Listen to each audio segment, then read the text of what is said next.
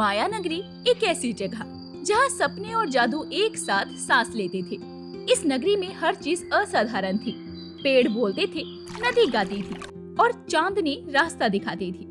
यही वो जगह थी जहाँ एक लड़की सुहानी रहती थी, लेकिन उसकी जिंदगी की सबसे बड़ी चाहत थी एक ऐसा राजकुमार जो उसके सपनों और दिल दोनों को समझ सके।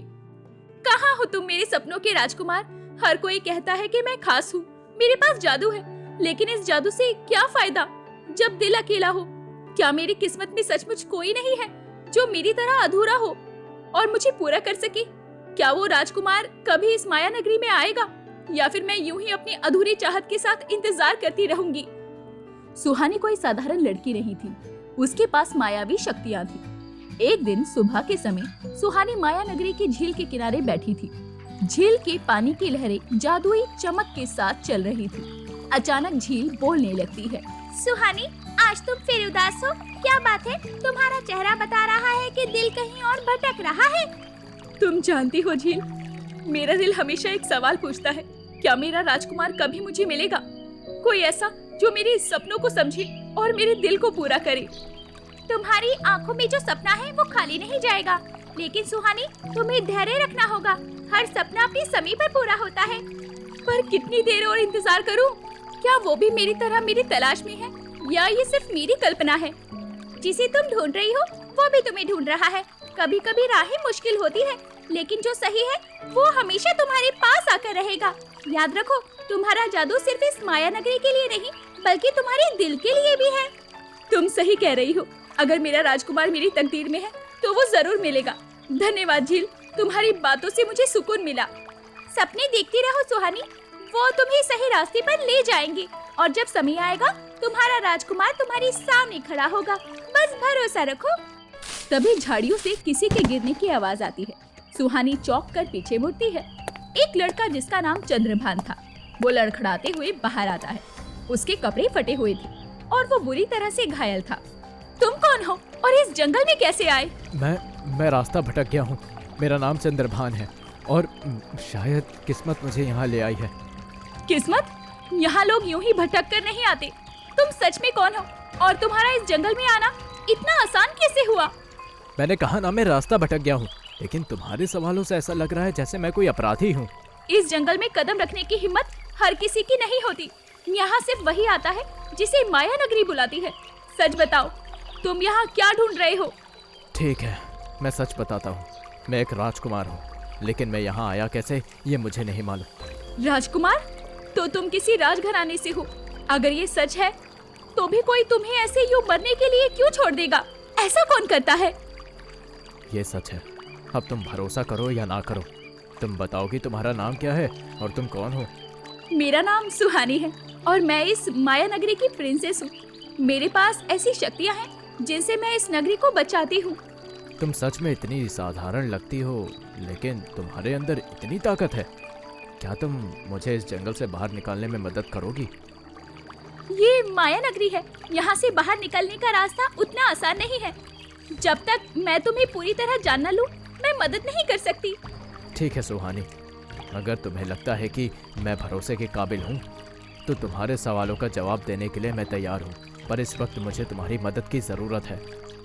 ठीक है, लेकिन याद रखना, माया नगरी के रास्ते विश्वास और सच्चाई पर चलते हैं। दोनों एक दूसरे की ओर देखते हैं। सुहानी के चेहरे पर संदेह है, लेकिन कहीं न कहीं चंद्रभान की ईमानदारी उसे महसूस होती है। सुहानी उसकी मदद करती है और उसे पानी देती है। उनकी नजरें मिलती है और दिलों में हलचल होने लगती है। पता नहीं बोलती नदी, कल जो लड़का मिला चंद्रभान, उसके बारे में अजीब सा महसूस हो रहा है। अजीब? कैसे अजीब? उसने तुम्हारा भरोसा तोड़ा या झूठ बोला क्या? नहीं, उसने कुछ गलत नहीं किया, लेकिन उसके शब्द, उसकी आंखें, ऐसा लगता है जैसे वो कोई गहरी चोट छुपा रहा है। हर कोई यहाँ यूं ही नहीं आता सुहानी, माया नगरी उन लोगों को बुलाती है। उसने कहा कि वो एक राजकुमार है और ना जाने वो यहाँ कैसे आ गया। जो बाहर के राजकुमार होते हैं, जरूरी नहीं कि वो अंदर से भी वैसे ही हो। लेकिन सुहानी, तुम्हारे दिल ने क्या कहा? क्या चंद्रभान तुम्हारे भरोसे के लायक है? पता नहीं, उसका दर्द असली लगता है, लेकिन कहीं ना कहीं डर भी है कि कहीं वो माया नगरी के लिए खतरा ना बन जाए। दिल की बात सुनो सुहानी, तुम्हारा जादू सिर्फ शक्ति नहीं बल्कि तुम्हारी सच्चाई को पहचानने की ताकत भी है। कुछ दिन के बाद चंद्रभान सुहानी के महल में रहने लगा और दोनों एक दूसरे को और बेहतर से जानने लगे। सुहानी, ये जगह तो जादुई है, लेकिन तुम खुद भी तो कोई रहस्य छुपा रही हो। तुम्हारी आंखों में वो चमक है जो मैंने पहले कभी नहीं देखी। रहस्य हो सकता है, लेकिन तुम्हें भी अपनी कहानी बतानी होगी। तुम जंगल में कैसे पहुँचे? मैं एक राजकुमार हूँ, लेकिन किसी ने मुझे मारने की कोशिश की, लेकिन मुझे समझ नहीं आता कोई क्यों ऐसा करेगा। मैं तो अभी राजा बना भी नहीं। तुम्हारे साथ अन्याय हुआ है, पर तुम चिंता मत करो, तुम अब अकेले नहीं हो, हम मिलकर सब ठीक करेंगे। दोनों के बीच में प्यार बढ़ने लगता है, लेकिन तभी माया नगरी में एक अंधेरा छा जाता है। काले बादल, बिजली की कड़क और डरावनी आवाजें सुनाई देती है। सुहानी, तुमने एक इंसान को यहाँ आने दिया।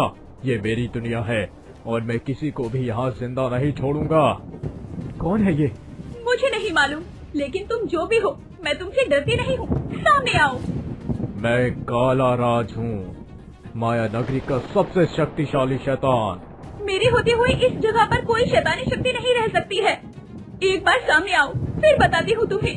कालराज का बड़ा काला चेहरा आसमान में दिखाई देता है। तभी वो अपने साथी और खुद भी उनसे मैदान में लड़ने उतरते हैं।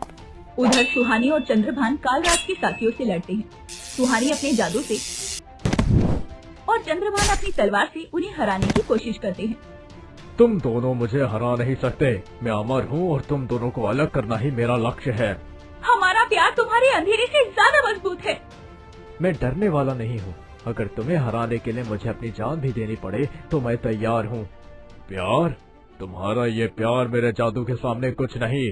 मैं हर चीज को तोड़ सकता हूँ, यहाँ तक कि तुम्हारे दिलों को भी। तुम्हारी ताकत सिर्फ डराने और तोड़ने में है, लेकिन हमारा प्यार बनाने और जोड़ने की ताकत रखता है। यही हमारी जीत का रास्ता है। तुम्हें लगता है कि तुम हमें तोड़ दोगे? मैं तुम्हारे जैसे शैतान से भी लड़ सकता हूँ। दोनों मिलकर कालराज को हराने की कोशिश करते हैं। आखिरकार सुहानी अपने जादू का सबसे बड़ा मंत्र पढ़ती है और चंद्रभान अपनी तलवार से कालराज को घायल कर देता है। कालराज हार जाता है। कालराज घायल होते ही अपने असली रूप में आ जाता है। चंद्रभान, मैं तुम्हारा पिता हूँ, मुझे छोड़ दो, मुझे माफ कर दो। क्या तुम मेरे पिता हो? तो तुमने मुझे मारने की कोशिश क्यों की? क्योंकि तुम मेरी गद्दी के लिए खतरा थे।